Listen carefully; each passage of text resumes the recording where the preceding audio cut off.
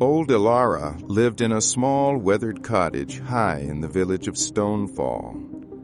The village clung to the side of a mountain, a place of silent winters and short, vibrant summers. For generations, Elara's family had been weavers, but not of thread. They were weavers of stone. Using ancient tools and a patience that came with a lifetime of practice, they would split river stones, polish their surfaces, and weave them together with a nearly invisible mortar into intricate mosaics. These weren't just decorations. Each mosaic told a story. The walls of Stonefall were a library of its past, and Elara was its last librarian. But the young people of Stonefall were leaving. The city below beckoned with its promise of fast money and an easier life.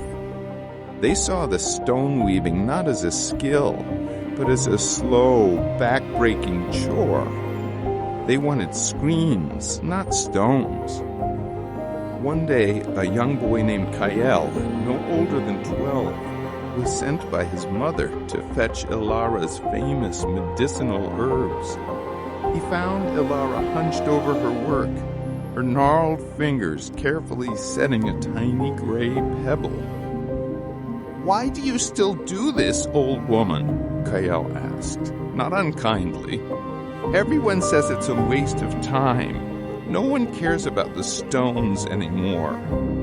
Elara didn't look up. "Because, child, a story written in a book can be lost in a fire. A story told in a song can be forgotten with a death. But a story woven into a wall of stone, that outlasts generations." Kael shrugged and left with the herbs, but her words lingered.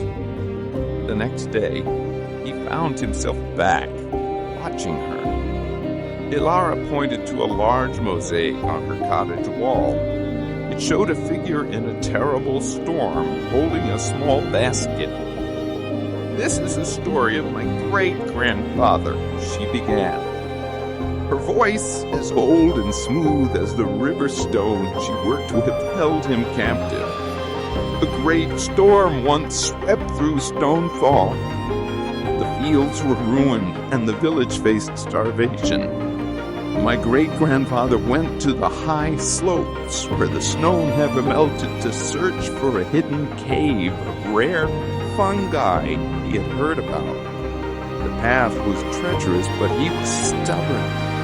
He fell, broke his arm, but he clutched that basket.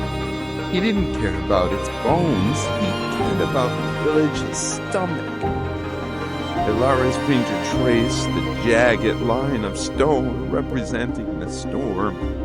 He returned with the fungi, and it was enough to save the village from famine. Over the next few weeks, Kael visited Elara almost every day. She showed him more mosaics.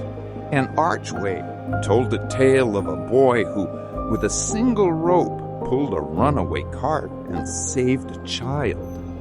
A stone bench showed a young girl who found a hidden spring during a long drought. These were not stories of heroes and kings. They were stories of ordinary people in Stonefall, whose small acts of courage and kindness had built the very village they lived in. Kael started to see the village differently. The old stone walls were no longer just gray rock. They were the bones of his family's past, and each stone held a memory. He saw the struggle of the farmers in the uneven cobblestones and the joy of a harvest in the polished round pebbles. He saw his home not as a place to escape, but as a living museum. One evening, as Elara's hands trembled with age, she asked Kael, "Will you try?" He hesitated, but then he took the chisel. He found a small, flat stone and placed it on the ground. He didn't know what story to tell, so he thought of the first time he visited Elara's cottage. The sun had just set, and the light had painted the mountain in shades of purple and gold. He carefully split the stone. He chose a vibrant purple piece and began to shape it. The work was slow, his hands clumsy. He scraped his knuckles and his back ached, but he kept working. Days turned into weeks. He didn't carve a whole story, just a small scene. A boy watching a sunset. It was a simple piece, not perfect like Elara's, but it was his. He set it into the wall of his own home. When he was done, he felt a warmth he couldn't describe. It wasn't just a stone. It was the first sentence of a new chapter. Elara passed away a few months later, and her passing was a quiet affair. But the villagers noticed something was different. Kael, no longer a boy, was now seen with a chisel, working on the walls of Stonefall. One by one, other young people started returning from the city. They weren't coming back for the money.